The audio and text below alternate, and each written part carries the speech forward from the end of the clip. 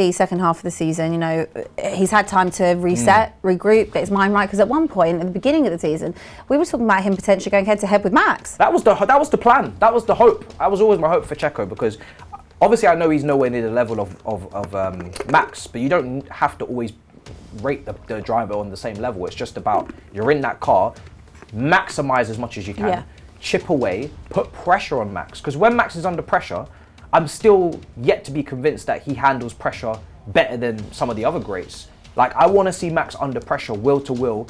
You know, obviously it's got to be clean driving as well, but can he handle that situation when he starts to get a bit fiery, when he starts to go back and forth on the team radio, if Perez is really putting in proper times and there is a little bit of a moment that goes against him, adversity, how does he respond? Hello and welcome to On Track GP. We are here ahead of the Dutch Grand Prix. F1 is back, baby! Abby's back! I'm back! Finally! Woo!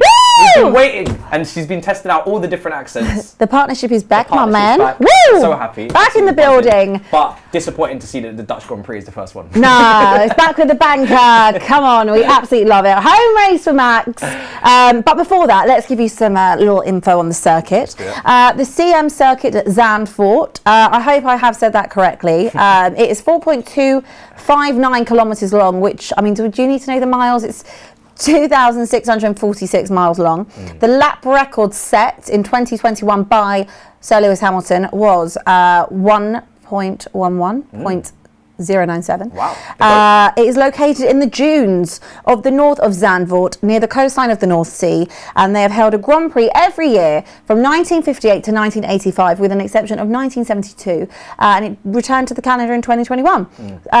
So, I mean, we've had summer break. We have. Felt like the longest break ever. I mean, pretty much the whole time I've been away, which was 5 weeks, we've not had F1, basically. Yeah. So you timed that very well. I did time that very well. It's been tough in F1. We've all been speculating on futures of drivers and where they're going to potentially end up. Like, we have our little silly season, our merry-go-round. But it's been tough because I need to see the racing. That's what we're all here for, and it's been a rough ride without it. We are going to have it back this week, and I'm very excited. Apparently, though, in news, Extinction Rebellion. Let me say that again. Extinction Rebellion. They have been blocking the circuit in protest last weekend, not allowing teams and crews to let their trucks access the circuit. Flares have been banned. Numerous incidents of fans throwing them onto the circuit last year, which obviously hinders driver visibility on the first and final laps. So that is the news for you. But we're going to get into the good stuff. Let's start with Mercedes then, shall we? Your team. They are rumoured to be bringing in more upgrades to the W14 instead of following the trend of starting work on next year's car. Now, I feel like this car has had so many upgrades. And we're still... Are we seeing any improvement? Yeah, that's the thing. Are we actually going to be capable of winning a race this year? For me, obviously I'm used to, like you said, them working on next year's car. That didn't really serve them very well this year because we still weren't, you know, anywhere near the top of the table in terms of performance. But if they are going to work on this year's car and they're going to keep adding upgrades, which I'm excited for, because I just want to see Mercedes, you know, at least battling real close with Red Bull to try and win a race this year, at least one. Or at least take advantage of a potential slip-up, which I think everybody, you know, Ferrari, Aston Martin, everybody will be looking to kind of do. But if you are going to continuously try and work on upgrades on that W14, you're kind of putting your pressure on that you need to win a race. Because if you're not winning a race this year and you're not taking significant points, minimum you've got to be the second best team out there. And it's not even going to, it can't even be like disputed. You've got to be clear of Ferrari, you've got to be clear of Aston Martin, because you are potentially taking away time. And McLaren. And McLaren. Let's put some respect on McLaren as well, exactly. McLaren have been brilliant recently. They've found crazy speed in that car. Lando, you know, Oscar Piastri as well. So if you are committing to this year's car and continuously trying to get more performance, then you've got to be minimum, you know, kind of minimum getting a car on the podium and trying to force another one as well if Perez is underperforming, and try and win a race as well, because it's been a long time since we won a race. It's been a long time. As a Mercedes fan, would you rather than be working on a car for next season and just like write this season off? Rather than essentially trying to flog a dead horse. Like, this car is not competitive. It's not. And the season is basically done from a constructor's and from a driver's standpoint. So if I had any real belief that, yes, if we started working on next year's car now, that would put us in a position to be, and I mean right back up there, talking about trying to contend for a title, one of the titles, and not necessarily saying we're going to take a driver's off Max first time back, but, you know, just showing improvement, taking wins off of him and actually, you know, going back and forth with races, then I would say yes. But am I confident in that? Listen, Mercedes always got a great team, but we tried that last year and it didn't show. So I'm kind of happy to see upgrades because I'm thinking of the now. Maybe, naively I'm thinking of now. I should be thinking of the future, but I just want to see. I want to see a win now. I want to see something this year. Well, let's see if it makes you more competitive. You also may have a special orange paint livery this weekend. Is that not just a slap in the face to Verstappen? It's his home race. Why have we turned up with the orange livery? I mean, I don't know. I mean, it's just trying to, I guess, endear the crowd. But I mean, you're not going to really endear them when it's Max's home race. No. At the time of us talking, Lewis Hamilton is still yet to finalise his deal with the team for 2024 and beyond. There has been a lot of speculation about his future. I mean, everyone seems to think he is going to sign that deal. Do you think there is any possibility that Lewis Hamilton does not commit to Mercedes? My thing is where would he go? Because Ferrari, but is making that move second seat, Red Bull?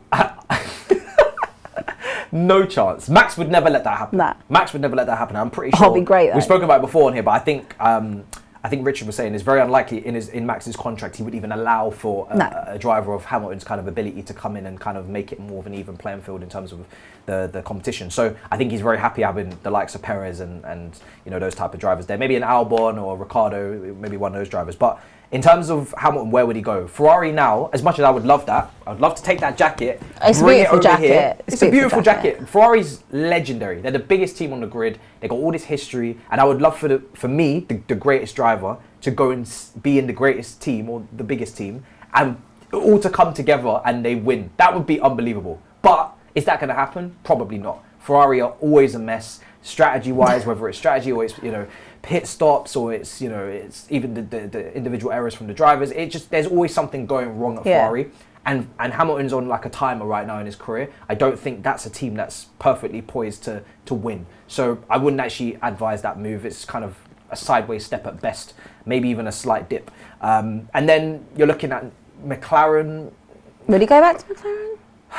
There is always that kind of like go back home kind of vibe. I mean, imagine him and Lando. He does. Him and Lando. But I don't. The reason why I don't see that happening as well is because they've got Oscar Piastri and he's insanely talented. So I think in terms of the next 10 years, they're geared up with that.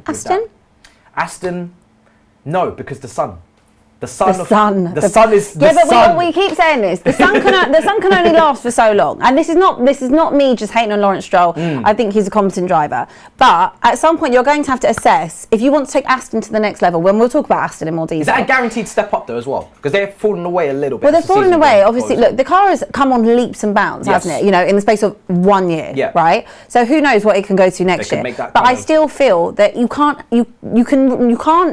challenge, let's say for constructors, not with him. With Lance Stroll. No. Alonso, yes, but not with Lance Stroll. Yeah, but can I see a world where Hamilton and Alonso are in the same team again? Oh, but it'd be unreal. Fiery. For the nostalgia. There's a lot of nostalgia moves here. Yeah. McLaren is a nostalgia one. I don't think it'll happen. Danny Rick, nostalgia. Yeah, there's a lot of nostalgia, but I don't see it. So I do think he'll stay, purely because I don't think his options are as open as they should be for a driver his caliber. But Mercedes, if they don't, maybe this is also partly why they're investing in this year's car again with upgrades, because they're trying to show Hamilton that, look, we can bring results right now. We can put you in a car that you almost deserve to have at this part of your career. And if they were to give up on this year's car and the results to get worse, say they started finishing in 6th, 7th, that's not going to help contract negotiations potentially. So, yeah, I think he will stay, but it is a bit of a strange one where his situation is not resolved. Well, we don't know what these upgrades are as of this show. Yeah, but hopefully we're going to see on the weekend. Hopefully we'll see, and we'll see some actual change. Right, moving on to Red Bull. So Zandvoort is the home race of Max. He's won the previous 2 rounds here since 2021, since the circuit was reintroduced. He can match Sebastian Vettel's consecutive win record with 9 straight wins this weekend. Yeah. And he will. I mean, I think it's pretty. I mean, you'd literally bet your mortgage on Max to win this. It's weekend. his home race. He's won the last 2. That record that you've just said he's chasing as well, 9 consecutive. Mental, 9 consecutive wins. Nasty. 9. It's nasty. And then can he make it 10 after? He probably will. Oh. Italian Grand Prix, right? Yeah, Italian. Does that not suit a Red Bull? I mean, what track doesn't? What track doesn't? What suit track a Red doesn't? Bull? But that track is, So yeah, I think he's perfectly lined up to do this. I think there was questions asked to him all the time about records. Do you care about records? Do you care about legacy? And the answer is always no. But I do feel as his career goes on, and he starts to hit these records and start to, collect these achievements and these milestones, I think it's almost impossible not to care. Of course you can. I mean, it's like any athlete, any sportsman. That's kind of what makes you. Of course, it's the competitiveness. Exactly. Like, it's not just the competitiveness against other teams, but it's the one against yourself. Exactly. So, and he loves racing against himself. He says he's so cool, calm, and collected that's just Max. Like, you're never going to know what he's really thinking. Like, everyone says, he might retire soon. Well, I mean, he's got so many years left in him. Yeah. Like, I can't see him going anywhere. As a Red Bull fan for yourself and a Max fan, do you think he'll get bored though? Do you feel like he'll have to? Either Red Bull, I mean, they always change the rules and regulations for the top team to kind of fall, to make the sport interesting. They're not going to allow Red Bull to keep dominating for, say, the next, 5-6 years. Mercedes they will do something. Yeah, they Mercedes did as well. But I feel like it's more dramatized now, F1, after what happened in Abu Dhabi. They love the drama. They love to throw a spanner in the works, literally. So I feel like Red Bull at some point, either they'll have to have a bit of a drop off with new rules, I don't know, in a couple of years' time, or Max would have to leave to make it more interesting for himself. I don't know. Look, I mean, we've seen over the years many icons of specific teams move around. Yeah.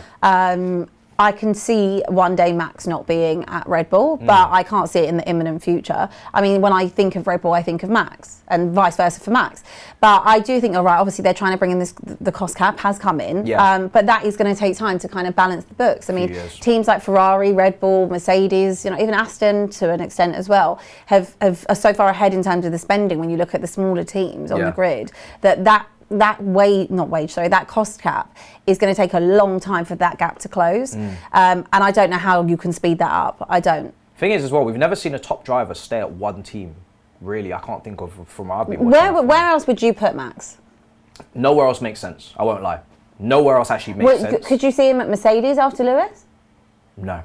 I feel like if Toto did that, that would be a real slap in the face to Lewis. Even if Lewis is gone, if he chooses Max, not that, I don't even think Christian Horner would allow it. I just feel like that is something, that's like two rival teams. That's like, that kind of deal doesn't even get done. I just feel like there's too much rivalry, animosity, back and forth. I don't feel like Max would do that to Red Bull. I don't think Christian Horner would allow that. I don't think Toto Wolff would allow that with Hamilton. It just doesn't make sense on any. I can't see him at another team currently. No, I can't. It doesn't really make sense. But whether or not down the line, let's say he gets to the... This is always the team, Ferrari are always the team that can take anyone. I can't see him in a Ferrari, because mainly for the fact that the car is not competitive enough. Yeah, but if it was, then maybe. But down the line, I still can't see it, because at the moment you're looking at a Red Bull car that is so dominant. Even in the last couple of years before they were winning consecutively, in terms of drivers and constructors, have driven Ferrari. They have, and that's something that's down the line. But when you look at the current situation and where I think Ferrari, Mercedes are going to be in the next kind of season, 2 seasons, I can't see them improving as much to compete with this Red Bull. This is not near future stuff. No, this is something I think 5 to 10 years down the line, if Max is still racing, that is there a possibility? Maybe at the back end of his career. Back end of the career. Can I see him at a Ferrari? Potentially. But at the moment, I can't see him anywhere else. No. Let's move on to Sergio Perez, though, because, I feel like the Sergio Perez roundabout... I can see him somewhere else. It never gets stopped, this conversation. He's recently opened up on being Max's teammate, saying that if you are not strong enough, it's very hard to take him on. Obviously, he knows his spot is number 2, and also his driving. I mean, we've asked a lot of questions of Sergio Perez of late, and they haven't been answered to the best. No, he did have a little bit of a recovery just before the summer break. Yes, maybe in the last race. Yeah, in the last race, he had a bit of a recovery, but I'm very harsh on him purely because he's very experienced. And he's in a car that has shown to be much better than everybody else on the field. So you need to deliver P2s consistently. Like, that is what you should be doing. If you're not doing that, there is someone else on that grid that could do that 100%. and would do that. And I think because Max is just so dominant and generational, let's be honest, like, he's winning races with ease now. He's clearing off down the road. Yeah. So it's just carrying Red Bull in the constructors. But if Max wasn't so great, then now you'd be looking to Checo and you'd be like, where are my points? Yeah. So I feel like Checo is a bit fortunate in a way that Max is that good, that the pressure isn't on him as much as it should be, but he needs to be putting in consistent performances for the back end of the season now. I don't think he's going to necessarily lose his position in that team this summer purely because his contract's not running out. They are going to win constructors, they are going to win drivers. but keeping Checo in check is still very much on. Keeping Checo in check is a running Perez thing. Patrol is here. Well, we're gonna have stay. We're gonna have a weekend of it. Yeah, and we won't be there. We will be there to watch. I think you're spot on. I think it's something that I think we spoke about before the summer break as well with Checo. That I'm a very big fan of him, obviously as a Red Bull fan as well. And it's disappointing because a lot of the stuff that's happened to him in races is all it's all driver error. Yeah, it's actually nothing to do with the fault of the car. No. And I think that we know his ceiling is so much higher than what we're showing, and he doesn't have to worry because we know how dominant Max is. Yeah. But if there was a few races where, let's say, if Max had some engine issues, or a DNF, or there's been no for issues. whatever reason, a crash out of a race, you are looking to that number 2. And in qualifying, for me, Checo hasn't been good enough. He's doing great to come from wherever he is on the grid to finish, top 3, top 2. That's because he is quicker. Because he's quicker, he's got the better car. But because he's got the best car and he's Max's number 2, you should be the lowest place you should be even starting on that grid. Is probably P4. Second row. I'd say P4, second row. That is the lowest you should be starting at.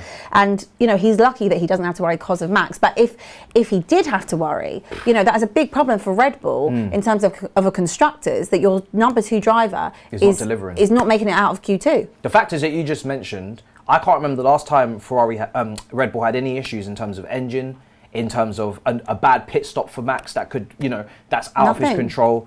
We've a crash. We just haven't seen that for Red Bull. We haven't seen that this season. So consistent. They've been so consistent from top to bottom. Everything's been going like a well-oiled machine. And these are the kind of factors that usually play out where there are issues and you do need 2 drivers to contribute, but we haven't had that. And that's where I feel like Checo's very lucky. In any other situation, any other year, there are issues, and that second driver is under a lot more pressure. Well, I think we're going to see second half of the season, he's had time to reset, regroup, get his mind right, because at one point at the beginning of the season, we were talking about him potentially going head to head with Max. That was the plan. That was the hope. That was always my hope for Checo, because obviously I know he's nowhere near the level of Max, but you don't have to always rate the driver on the same level. It's just about, you're in that car, maximize as much as you can, chip away, put pressure on Max, because when Max is under pressure, I'm still yet to be convinced that he handles pressure better than some of the other greats. Like, I want to see Max under pressure, will to will. Obviously it's got to be clean driving as well, but can he handle that situation when he starts to get a bit fiery, when he starts to go back and forth on the team radio, if Perez is really putting in proper times and there is a little bit of a moment that goes against him, adversity, how does he respond? Obviously we saw that with the Lewis championship as well, where they went back and forth, but on the same team, that whole first driver, not ego, but he does have a bit of an ego, but it's warranted because he's that good. How does that play a part? I want to see that, but I'm not going to get that with Perez at this moment because he's not anywhere near it. He can't even be second on a consistent basis, let alone pushing that. Well, let's see for qualifying this weekend. Redemption for Perez, who knows? McLaren, they will be hoping to continue their very strong progress they made before the summer break. Their upgrades worked an absolute treat. They've been phenomenal. Those upgrades were clear. They were so good. I don't know what the hell they did to that car. But also, not just credit to McLaren, but also to Piastri and Lando, because they were brilliant. Oh my goodness! First season. He's doing very well. Really, really good. Really, really good. And hopefully he continues on. Dutch racing pundit Tom Cornell has noted how Oscar Piastri seems to be more natural and talented than teammate Lando, but warned against a future move to Red Bull alongside teammate killer Max Verstappen. So more natural talent than Lando for Piastri. Lando slander. And not to necessarily go and be alongside Max.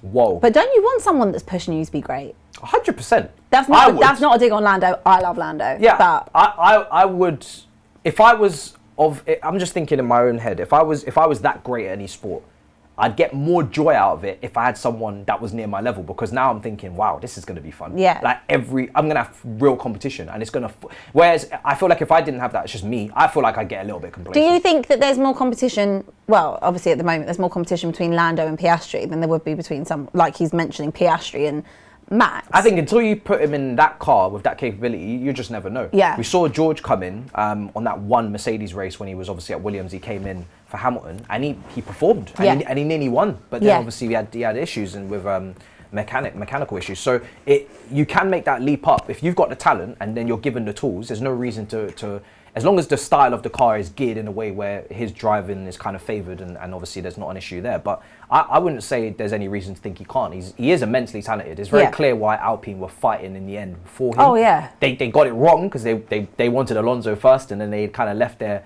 protege to the side, and then he was like, okay, you're going to leave me to the side? You're going to put me on the bench? Yeah. I'm leaving. And so it was the best move, because there was not criticism. There was both of them have done brilliantly. There was criticism over it, yeah. That's so ironic though, isn't it? Yeah. Alpine were looked at this team where they're pink livery, the new team on the block that were last year so good, and Alonso, oh, you're taking a risk, you've left. It's gone to a better team, much quicker car. Same with Piastri, left, now it's a quicker car, better team. So, yeah. And Otmar's not there. Exactly. Otmar's no longer there. Aston, journalist Ben Anderson noted that there are rumours that Lance Stroll may be considering a switch to tennis. What? What, Wimbledon? You going? Oh, here he comes. Wimbledon. Daddy's going to buy me Wimbledon. And do you know what? I'm actually. Here we go. Okay, I don't want to sound too harsh here, but I would welcome that purely because I want him out of that seat. I do want him out of that seat. So far out of the seat that he's in another sport. I don't want him to leave. It's not that deep, but I do want him out of that seat because I do. If Aston Martin are going to make the same gains they made this year, that must be just a rumour. It probably is. I mean, I can't understand why you would leave the sport that you've kind of been, put into, and it's a great sport. It's amazing sport, unbelievable sport, and then go and just leave for tennis. I don't get that one personally. I don't know what his tennis level is, so maybe he can compete at the top level in tennis. Maybe he's just doing side missions. Yeah, side missions. Like 1 weekend tennis, 1 weekend F1. Yeah, maybe next thing you know, skiing. Who knows? Yeah, Silverstone and then straight to Wimbledon. I mean, it could happen. Rhymes. It works. It works. But if that happens, we get a new. We will get a new seat, but I can't see that happening. No. Aston have sent out a warning to their rivals that it is not game over yet. They continue to develop their car after a recent drop-off in form. I think it's one of those things that we had such high expectations because of how amazingly they started the season. But at the end of the day, you're going to have tracks that suit cars less or more. They are the Newcastle of this. The Newcastle of F1. It's a massive rise, but I'm also I'm not disappointed in the drop-off. I'm not disappointed in them, because this is their first season of really competing at this level. So those upgrades, a lot of investment went into it. Then they've maybe calmed it and cooled it down on and a lot of other cars have made gains. McLaren, we just mentioned, massive upgrades, massive gains. Mercedes are constantly, improved that W14. Ferrari need to improve. They've been really disappointing. So I'm not surprised that Aston Martin have kind of, collected a lot of their points early on, put themselves in a strong position, sent their warning out almost like we are around. We are back. And then kind of called it and said, okay, now we're thinking of next year and going making that big jump again. Because I think they've already proven that when they are they are a problem. Big weekend for them? It is a big weekend because I do want to see a bit of a response. Like I said, they have tailed off a little bit. They have the quality of driver in Alonso to be on the podium, and they were getting consistent podiums. So I do want to see a bit of a response, but I'm not disappointed in the drop-off. But yeah, I think if they are putting out the feelers that they are going to do some damage and don't write us off, then let's see it. Okay. Let's see it. Well, team ambassador and former F1 driver Pedro de la Rosa, he noted that the team knows what the issues have been and they're working on resolving them. Moving on to Ferrari, Fred Vasseur has given an update on Carlos Sainz's contract situation. There's been some little rumours going on about a switch to Sauber Audi when that comes into play, but they're not coming into play until 2026, right? Yeah, is it 2026 or I'm 2025? Pretty sure I thought it was 2026. If it is 5, or I think it might be 25, but I don't know. They'll correct me very much clearly in the comments. But in terms of that move, if you're definitely not leaving next season, it's a little bit awkward. I mean, I think that's going to be interesting. Yeah. I mean, I'm excited for Audi to come in, to be honest with you. That's something on a Netflix. That's going to be so good for Drive to Survive. Yeah, 100%. The awkward little I'm here, but we know I'm not staying. That side eye. It's going to be those little eye emojis. But Ferrari have said the team are fully aligned with Carlos, and they want to start next season with a clear situation. But so he's also said that he's not interested in the Lewis Hamilton Mercedes contract saga, saying it's been the same thing for 10 years. He's not wrong. It has been the same thing, and every time they keep dangling the carrot of maybe Mercedes and Hamilton will part ways, but it never happens. Maybe one day it will. I wouldn't say no. It depends. I think he retires. I think he retires there too. But if like I said, I'm loyal to the driver more. Like if Mercedes aren't improving and they're not looking like they could secure another world championship, I need Max under pressure. I need Lewis to try and fight for that one more Yeah. time. And any team that can provide that, and I do mean any team. I do mean any. Any team. Can I see you in a Red Bull jacket? Apart from Red Bull. Any team other than Red Bull that can potentially... Do you know what, though? Can I just say, if he went to Red Bull and took the championship... Off of Max. I mean, that just wouldn't happen. I would Put some respect on my guy's name. I would actually shed a tear. Please. I would actually... It's never going to happen, Please. but I would actually shed a tear of joy. It's never going to happen. It would probably be the kind of evil arc that we need from It would be Lewis. evil, but it would Very happen. devilish. I mean, can he really be bothered? He's like nearly 50. Hey, relax. Relax when you speak about Sir Lewis. But yeah, any other team but Red Bull, because I don't want to support Red Bull. You got Ferrari, McLaren, take your pick, Aston Martin, anybody that can produce a title-winning car, put my man Lewis in that seat, we're ready to go. Charles Leclerc, Sainz, what are we thinking for the weekend? Must step up. They must rise. I think with those two, they are talented. I've got a lot more criticism for Sainz. I know you always have criticism. I'm for always Sainz. onto Sainz, but I do think there's something missing in Sainz to put him in that elite category of potential winning races and definitely world champion. But there's different levels. Like if we're talking about elite, we're talking But- about Lewis, like current grid. Yeah. We're talking about Lewis and Max Yeah. in an elite. Alonso, Then you have that maybe. band. No, I think he's banned below. I don't know. If you put Can Alonso, you put Alonso as elite? he's won a champ. He's No, won I world know. world I'm talking titles. about current. I'm talking about I know, current but situation. the problem is with Alonso is that I don't know if you put Maybe I'm being harsh on Alonso. say if you put Alonso in that Red Bull, is he not? Oh yeah, he's unreal. Say so he is elite then. All right, okay, I'll give So it he to is you. elite. All right, so we're putting those three in elite. Yeah. And the next step, you say what? Checo, Leclerc, Yeah, Checo, Leclerc, Lando, George. I feel like some of these guys could lose their place if they're not careful. By the way, fix up. Like, are we putting them in that as in Yeah, like next they are in best, that or is there a secondary. category below that for them? They're in that category, but they're also in quick cars as well. So I do feel like there's a few of those drivers that, come on, wakey. Yeah. Otherwise, you might drop to the category below, like a Checo. Do you think they're doing enough at Ferrari in terms of the drivers, or are we still just looking at the strategy in the car? It's a whole team. Whole Team for me. I think the two drivers have made a few errors. Leclerc has made a couple errors this season as well that I've been disappointed in. But I think the team as well, like we have seen some pit stops before the break that were extremely long. Extremely long pit stops that really shouldn't take that much time. And it is costing them. And I do think strategy has got better. Yeah, strategy has been a bit better. I feel like there's been less clear blunders. I haven't been screaming at the TV as much saying, what are you doing? The double stacks. But yeah, But still they very run. underwhelming. And maybe just the car isn't quick enough currently as Mm. well. So I don't know. Ferrari always just feels like there's always just multiple things at play at once. And just there's no stability, there's no calmness, there's no consistency at that team. So Okay. yeah, everybody. Alpine, they're set to launch the first of its kind partnership with Reddit, launching a set of collectible avatars for the site. Okay. Cute, cool, nice. Going to improve the car, or Yeah. just going to make little avatars? After Otmar Snaffauer, I can never say his name. Go on, you try and do it. I can't pronounce Otmar anybody's name. Otmar, no. Snaffauer. No, let me not do this. I think it's Snaffauer. Sniff. I just call him Otmar. Let me start that again. After Otmar's sacking at Spa, Williams team principal James Vowles commented how the team's 100 race plan towards success was remarkably meaningless. Oh, Shade. okay. That's a bit Bit harsh. nasty, isn't it? Yeah, I didn't expect that. Not necessary from a Williams principal. Okay. Okay. Yeah, it's sad to see Otmar go. I mean, Yeah, he was character. one of my favourite characters We know. out of gonna- Drive to Survive. You're gonna miss him.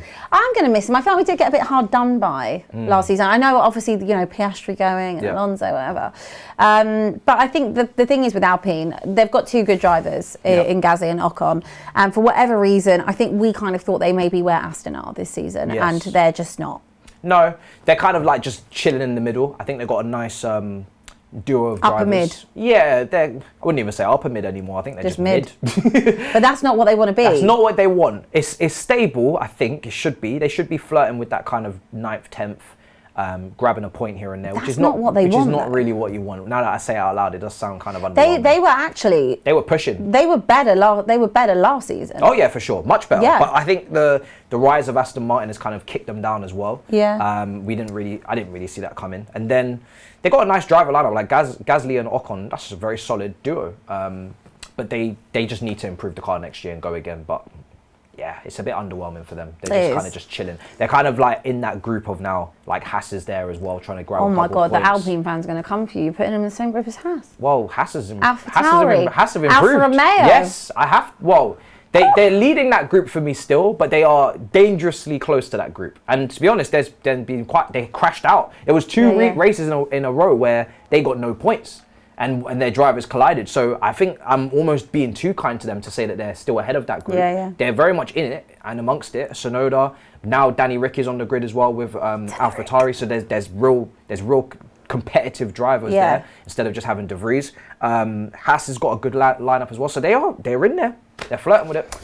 Oh, Alpine fans. Yeah. Oh, you can come for him, not for me. AlphaTauri, Yuki Tsunoda finished the Belgian Grand Prix in the points. He'll be hoping to repeat the same feat in Netherlands. And Danny Rick, my little honey badger, he's back. And he said he's fully focused on the second half of the season. He's doing his best to get the most out of it and the car. I mean, I'm buzzing to see him back. I'm so excited. Yeah. I know obviously you guys have seen him, but obviously I was away, so I didn't get to really watch. And you've just come back from Australia as well. I have. I wish I could have met him. I did walk past Nick Kyrgios though. Yeah? Any tennis fans out there? Mad. And then the thing is with Danny Rick, last race it was kind of it was unlucky for him. But I am still excited to see that he's back. I'm excited to see that dynamic between him and Tsunoda. Yuki, box office. Because Yuki's had it not easy. He's been great, but he has no competition with De Vries. He was clearly the first and best driver. I think he was given the upgrades, which is fair. But now Danny Rick's in town, and it's a good opportunity for Danny Rick to kind of prove that he's still a top driver. 100%. Because I was always saying that he should go to AlphaTauri. He shouldn't just be going into a top team. Yeah. I don't think he deserves to. It might be harsh. I don't think he does. I think he does need to take a step down. His love for the sport is back. He took his time away. Now overperforming that car, really show that you are better than that team, and then maybe you'll get some suitors. But I think that's a good challenge for him. Well, obviously being third driver at Red Bull anyway, this is an opportunity. Look, we know the car's not brilliant, like the car is the car, but it's what you can get out of the car. And obviously with this constant conversation about Checo, not that I think that the seat would go to Danny Rick, but never know. You've got to keep your name in the ring. Exactly. You're in the perfect team where you're the feeder team to the creme de la creme of the sport right now.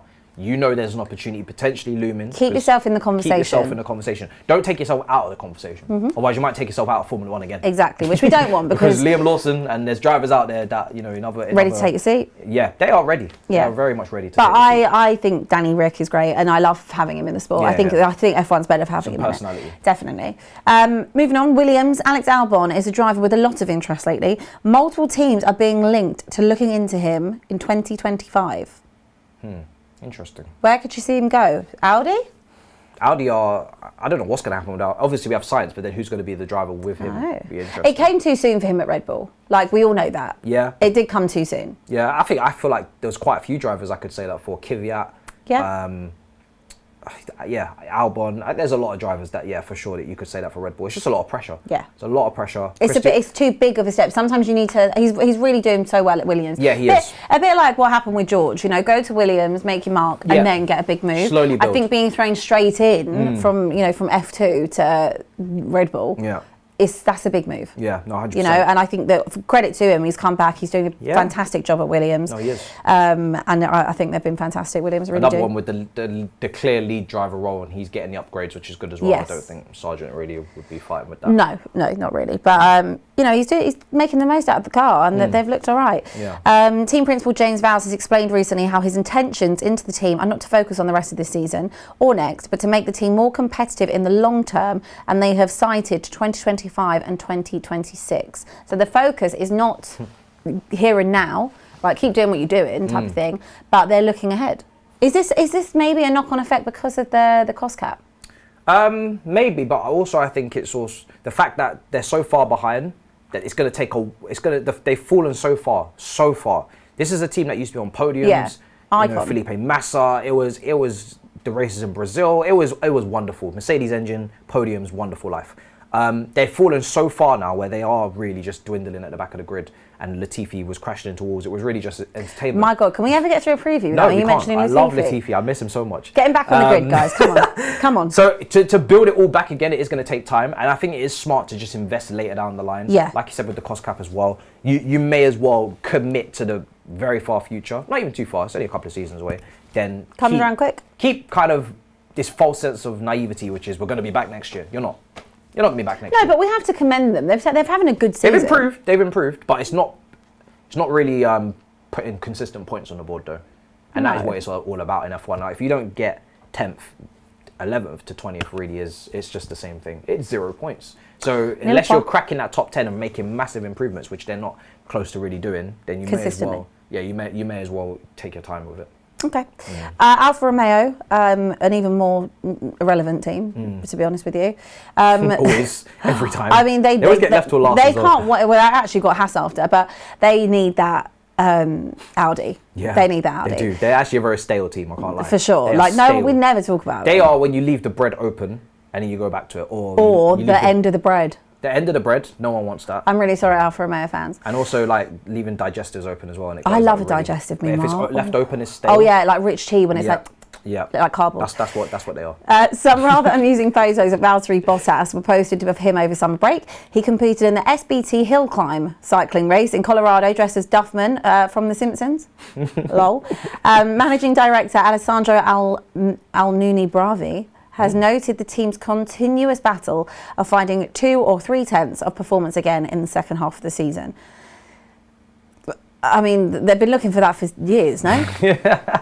They have. The funny thing is with them is that I think they've made a big leap in a lot of people's estimation because they have been the kind of clown club. They were just the entertainment, back of the grid, fights with funding and just that's what they were. Now they're actually taken seriously as like a team that can in qualifying. Hulkenberg sometimes is like really up there. Are we talking about Haas? Sorry. Save your Haas chat. Sorry. Luckily we can edit this. I wanted to give wisdom on Hulkenberg for a second. I got lost. Go on. Zhou Guanyu. Sorry. Go Zhou. Let me put you back. This is how irrelevant they are to me. My guy don't even know who's in the team. I do know, but it's just like they're always like just a small part of the preview, and I'm just so excited to talk about we're only touching on it very quickly. Sorry, but yeah, they're still looking for their 10th, put it that way. Yeah, they're just very irrelevant. And Audi have been warned that they're going to need a complete reset if they're going to break away from the midfield accepting stigma of Alfa Romeo. Huge. But that again, we're just going to sit tight and wait for Audi to come in the next 2-3 years. That's literally all this is. Just wait for Audi and that's it. Bottas is also in his bag of maybe just Bottas is fully there enjoying for vibes. life. Yeah, he's you know there that Kimi time. Yeah. At the end of his career, he's there. He's all for the saunas and the hill climbs. Last but not least, Haas. They've developed a tyre issue, shock, similar to the 2019 season where they were very quick in qualifying in the trim, but tyres drop off massively during the race. Gunther Steiner has called on Ferrari's help to resolve the issue. God, imagine calling on Ferrari for that type of an issue. I mean, they are not the complete feeder team, but there's a link obviously with the engine. I feel like they are one of those teams again. They got a good lineup. They're no longer the clown club team. Who just were riddled with errors and mistakes, rookies. Hygiene. And financial problems as well. But now, they're taken more seriously. And they had some serious qualifying sessions. They have. Hulkenberg's been brilliant. Hulkenberg, them qualifyings, if they can make it stick though, that's the problem. I do think the strategy has let them down sometimes. I have said this over the course of the season. Like, where they've had a brilliant race and you're seeing like Hulkenberg somewhere like 7th, and then they pit. And then he like sometimes so towards the end of the race, it's like he can't get back there. Like, sometimes they fall away so fast as well. Yeah, they do. Within the couple of laps. There is something in the car that can allow them to be competitive over sprint or something like that. Their one lap pace is decent. I think Hulkenberg's really. He's been the better driver out of this year. They've actually signed him and Kevin Magnussen until 2024. It was close because Magnussen had a good start as well, but I think Hulkenberg. Oh yeah, I think he's been brilliant. Definitely the best driver. Steiner also noted that 2 countries he would like to see back on the F1 grid: Germany, no shock, which is last on the calendar, with the Eiffel Grand Prix in the Nuremberg Ring in 2020. Denmark, which hasn't hosted a race since 1982. It has been a while. And I guess the reasoning for this is that it's the home races of Nico Hulkenberg and Kevin Magnussen. Yeah. Little agenda. Yeah, I mean, I want to have a race in the continent of Africa. That would be amazing. That's what I want. I mean, it's a global sport. You got to have one race. Where would you put it in Africa? Probably South Africa. Probably end up getting it. Oh my God, it would be amazing. I mean, surely that's the only continent that doesn't actually have a race. They've got one. We've got Brazil. Yeah. We've got South America. You've got one. We've got Mexico. North America. You've got loads. North America. Central America, no problem. Europe, no problem. Asia. Yeah. Australia. No problem. Antarctica. Yeah, I mean, it's crazy that it's not in Africa. Iceland, the Iceland rink. Ice ring would be a name. At the ice rink. That would be a name. Oh, I'm feeling cold already. Yeah. Feeling cold. Yeah, Africa would be amazing. But yeah, no, it would be. I think it's got to happen. That. Yeah, for sure. I think it's got to happen. Obviously, they're always gonna. Sport in general is always going towards more like Saudi and Abu Dhabi and all that, because there's a lot of money in it, and obviously. But just one race in the calendar would be good to have one. 100%. For sure. Would love that. Right, we're coming to the end of our preview. Yes. So I'm going to ask you P1, P2, P3. P1 Max, because it's his home race. He's going for the record and he is unstoppable at the moment, unfortunately. W14 upgrades. What are we going to get here? I don't know. P3 at best? Yeah, I'll probably put Lewis at P3. Let me not overdo it. P2. I'm gonna go over McLaren. Lando? Yeah. I think I was matching you on all three. Really? Yeah. I want to go with Piastri, seeing as he's the more talented driver. Apparently. Rude. Rude. But I'm not going to do it. I actually was matching you. Really? I feel like, shall I be different though? I love how put Piastri in P2. I love how we've not put the Ferraris in at all. No. Or Perez. No. I just want to make it interesting. I think if Perez is P2, I'm probably thinking it's not the funnest race I've ever watched. All right, I'm going to match you because I'm thinking Lando. I'd love to see Piastri take P2 as well, you know. Yeah. A rookie. I love McLaren. They're like my second team. So no problem with Piastri taking P2, by the way. Yeah. That'll be hilarious. All right, so we're matching for the first time ever.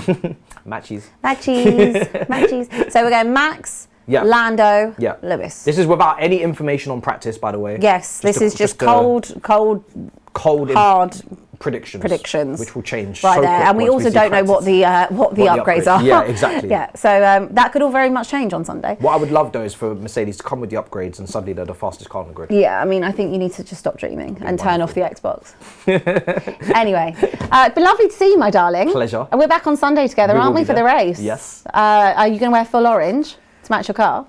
Nah. Because when I think of orange, I'm thinking of Max, and I'm not doing that. I might come dressed fully in orange. I'm not falling for that. Mercedes, you could try and take some Dutch hearts if you want. It's not going to work, but go for it. Weird decision. Well, we will be with you on Sunday. Of course, we have qualifying to come. Should be a good one. Exciting. Yes. Practice on Friday. No sprint. Ooh! No sprint weekend. Woo! So we will see you on Sunday, Mercedes, tonight for the Dutch Grand Prix. See you then.